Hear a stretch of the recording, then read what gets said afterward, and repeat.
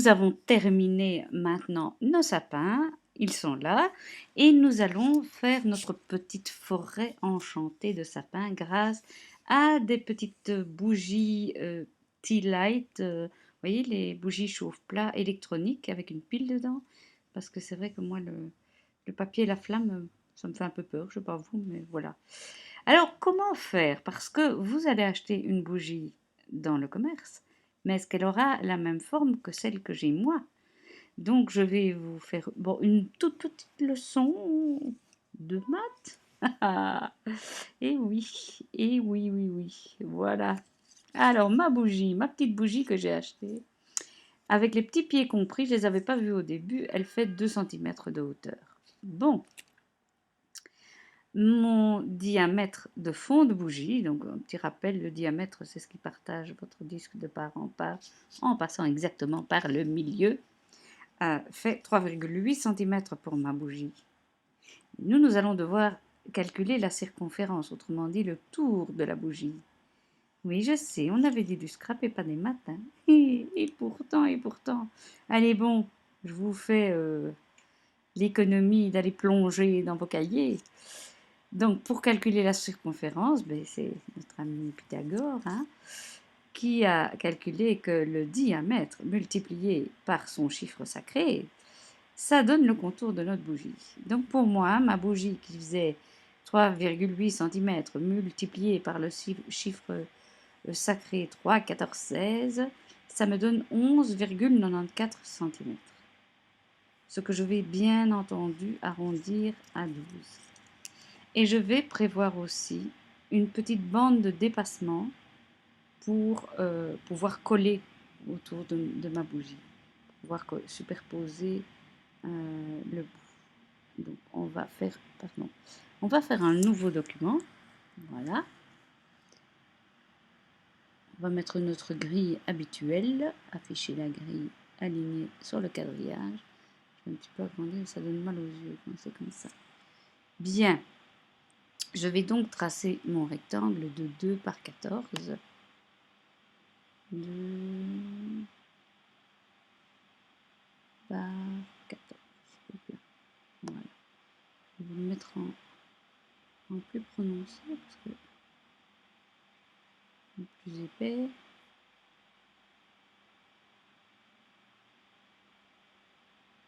Voilà. Et puis, je vais le descendre. Ici, je vais mettre, tiens, c'est 14. Ah, c'est 1,5. Ça semblait bien qu'il y avait quelque chose qui n'allait pas. Voilà.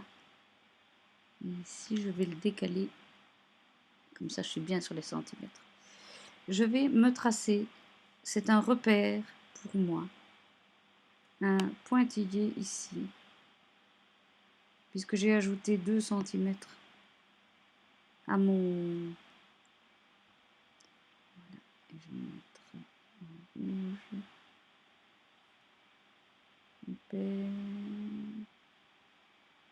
Voilà. Je sais que les petits sapins que je vais mettre... Oh, je vous prie de m'excuser. Voilà, désolé pour la petite coupure. Un téléphone qui a sonné de manière intempestive. On y va. On va mettre nos sapins. Alors, je retourne sur ma feuille avec les sapins.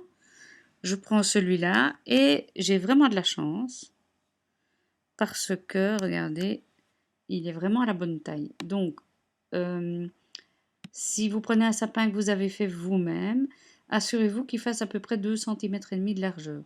À peu près. La hauteur, c'est à votre goût, ça, comme j'ai dit tantôt dans la vidéo sur les sapins. Alors, je vais mettre mon premier sapin au début, sans qu'il dépasse, bien entendu, puisque ça doit se superposer. C'est important de laisser votre grille de quadrillage mise, parce que c'est plus facile pour les répliquer. Donc, contrôle-commande droit, contrôle-commande droit, contrôle-commande droit. Voilà, moi j'arrive à en mettre 4. Je vais maintenant espacer celui-là, de faire en sorte qu'il arrive. Ouais. Je vais enlever mon aligné sur le quadrillage et ça aussi. Parce que là, j'en ai plus besoin. Je vais aller jusqu'à ma petite ligne rouge à peu près. Voilà. Un peu moins. D'ailleurs, cette petite ligne rouge, je n'en ai plus besoin. Enfin, si je peux. Au fond, je peux laisser, comme ça j'ai un repère. Non, non, on ne va pas le mettre. Parce que si votre bougie est un peu plus large... Alors, maintenant, vous allez sélectionner vos 4 sapins. Vous allez dans la fenêtre d'alignement. Vous allez sur espace horizontal. Tadam! Et mes sapins sont bien alignés. Il ne me reste plus maintenant qu'à tout sélectionner, faire un clic droit, souder, voilà. Et puis, on va s'amuser un petit peu, hein. On va pas s'arrêter là, hein. Donc, on va retourner au format page. Je vais me mettre en format portrait. Comme ça parle à tout le monde.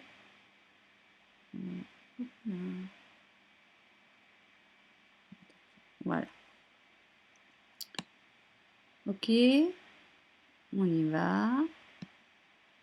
On clique dessus, on va dans fenêtre de réplication. Tout en bas, remplir la page. Et voilà. Alors ça le fait automatiquement, donc vous savez en faire 4 dans une page A4. Maintenant, pour ceux qui ont Silhouette Designer Edition, vous savez qu'on peut aussi faire la fonction nesting. Mais je ne vais pas en parler ici pour ne pas décevoir les pauvres qui n'ont pas Designer Edition. Enfin, c'est pratique. Donc, comme on a décidé qu'on faisait une forêt, ben voilà, on peut y aller. Si maintenant, ça j'ai fait pour les filles qui ont la portrait, comme ça vous voyez qu'on sait en faire 4. Maintenant, on va voir, on va faire marche arrière, boum, boum, boum, boum, boum, voilà. Je vais me mettre tout en haut et je fais le même processus. Je le sélectionne là. Hop, hop, hop. Remplir la page, voilà. Et là, je sais en faire 8. Donc, au boulot, il n'y a plus qu'à. Je m'étais dit, et ça c'est un petit plus, à vous de tester, à vous d'essayer. Moi, je crois que je vais quand même en essayer un. Je m'étais dit que c'était quand même fort petit pour y mettre des boules de Noël. Mais je vais essayer sur un et vous verrez sur les photos ce que ça donne. Voilà, la promenade numéro 4 est déjà terminée. Je vous souhaite vraiment beaucoup de bonheur avec cet atelier et je vous dis à bientôt dans l'atelier numéro 5.